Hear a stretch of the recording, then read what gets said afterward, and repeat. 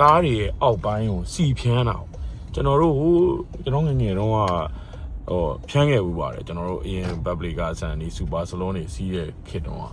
ဒီအောက်ပိုင်းရေစေးဆိုင်ရောက်လို့ရှိရင်အောက်ပိုင်းစီဖြန်းမယ်ဒီဇယ်ဖြန်းမယ်ဆိုပြီးဖြန်းတာပေါ့အောက်ပိုင်းစီဖြန်းတာအဲ့ချိန်တုန်းကတော့လည်းအောက်ပိုင်းစီဖြန်းလိုက်ရင်တဲတွေမိုးရင်းဆိုရင်အဓိကဖြန်းကြတာတဲတွေမတင်အောင်ဘွက်တွေမတင်အောင်ပေါ့စီလေးတွေဖြန်းထားတယ်ဆိုအရင်တော့အယူမားခဲ့တာပေါ့အဲ့ဒါတွေကအခုနောက်ပိုင်းဆိုရင်အခုဆိုကျွန်တော်ကားစပါဖွင့်လာတယ်ကားစပါမှာကျွန်တော်ကားစပါဖွင့်နေရကျွန်တော်ကအိုးရင်တွေက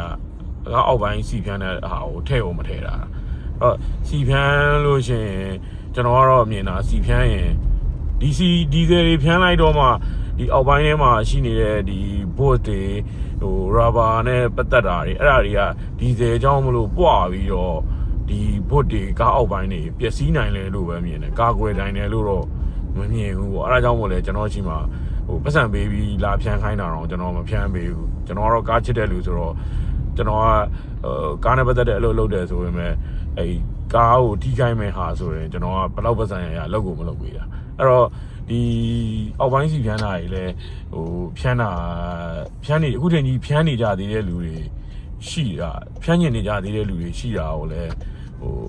မဖြန်းစေချင်ဘူးပေါ့အဲ့လိုမျိုးလေးပြောချင်တယ်အဓိကတော့အဲ့အောက်ပိုင်းဖြန်းလိုက်တော့မှစီဖြန်းလိုက်တော့မှကားအတွက်အဆိုးကျိုးပဲရှိနိုင်တယ်ကောင်းကျိုးကတော့သိမရှိဘူးပေါ့စီဖြန်းလိုက်တဲ့အချိန်လေးမှာအတန်လေးတွေပျောက်သွားတာကိုသူတို့ကတကယ်ခံစားဒါပေမဲ့အဲ့ဟာကြောင့်အဲ့လိုလေအောက်က rubber boat တွေပျက်စီးနိုင်တာပေါ့အဲ့ဒါလေးတွေတွေးမိမဖြန်းစေချင်ဘူးပေါ့စီဖြန်းတဲ့ဟာအောက်ပိုင်းစီဖြန်းညင်ကြတဲ့သူတွေရောဘာကြောင့်ဖြန်းတာလဲဆိုတာလေးလည်းသိကျင်လို့ဘာကောင်းကျိုးတွေပဲကောင်းကျိုးတွေများရှိမလဲဆိုတာလေးပဲသိကျင်တော့အဲ့လိုမျိုးလေးသိတဲ့လူတွေရှိရင်ပြောပြပေးပါလို့ကောင်းကျိုးရှိမယ်ဆိုရင်ပေါ့ကျွန်တော်ကတော့ခုနပြောသလိုမကြိုက်တော့မလုပ်ပေးဖြစ်ဘူးလုပ်နေတဲ့လူတွေကိုလည်းမလုပ်ပါနဲ့လို့ပဲအကြံပေးခြင်းတယ်ပေါ့ကောင်းကျိုးရှိမယ်ဆိုရင်လည်းရှိကြောင်းလေးပြောခဲ့ပေးပါအောင်ပေါ့